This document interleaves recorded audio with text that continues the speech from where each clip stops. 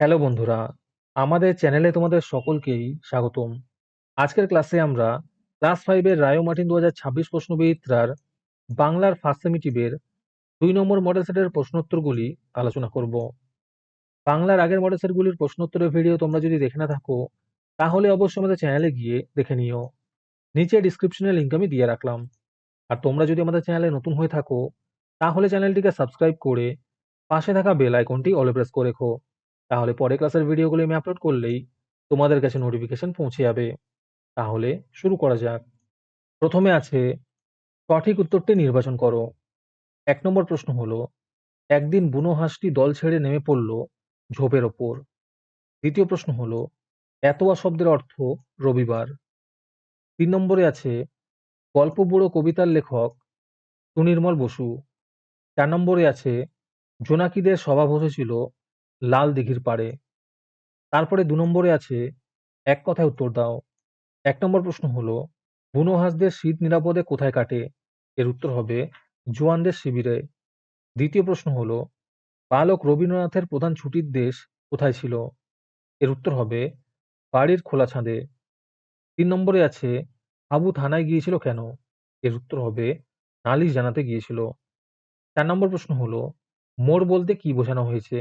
এর উত্তর হবে বাঁক বোঝানো হয়েছে। আজকের সমাধান করা মডেল সেটটির মূল্য মাত্র 3 টাকা। তোমরা আমাদের হোয়াটসঅ্যাপ নাম্বার 7501121499 যোগাযোগ করে এই মডেল সেটটি নিতে পারো এবং পরবর্তী মডেল সেটের ভিডিও পেতে আমাদের ইউটিউব চ্যানেলটি সাবস্ক্রাইব করে রেখো এবং অ্যাডভান্স নোটিফিকেশন পেতে আমাদের হোয়াটসঅ্যাপ চ্যানেল জয়েন করতে পারো। ডিসক্রিপশনে লিংক দেওয়া রইল, তোমরা সেখানে গিয়ে আমাদের হোয়াটসঅ্যাপ চ্যানেল জয়েন করতে পারো। তারপরে 3 নম্বরে আছে 2-3টি বাক্যে উত্তর দাও। এই প্রশ্নের উত্তরগুলি আমি তোমাদের দেখিয়ে দিচ্ছি, তোমরা দেখে দেখে নোট ডাউন করে নিও। 1 নম্বর প্রশ্ন হলো, এও এক ভীষণ যুদ্ধ। কোন যুদ্ধের কথা এখানে বলা হয়েছে? একের অথবাতে আছে ছেলেবেলা পাঠ্যাংশে ওয়েসিসের প্রসঙ্গ কিভাবে রয়েছে?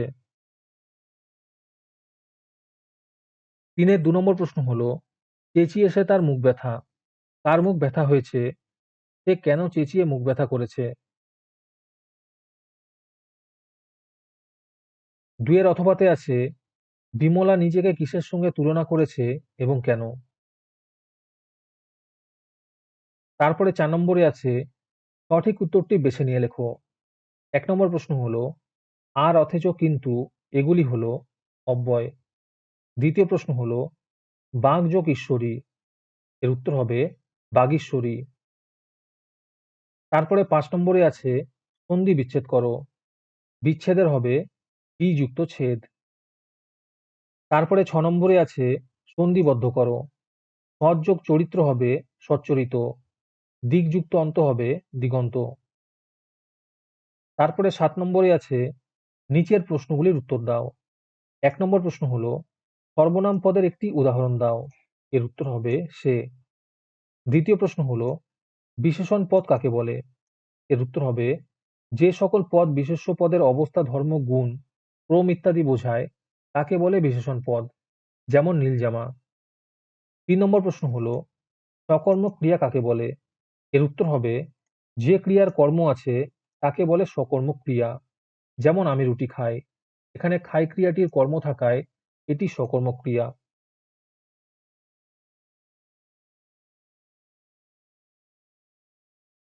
আজকের ক্লাসটি তোমাদের ভালো লেগে থাকলে ভিডিওটিকে লাইক এবং চ্যানেলটিকে সাবস্ক্রাইব করে দিও।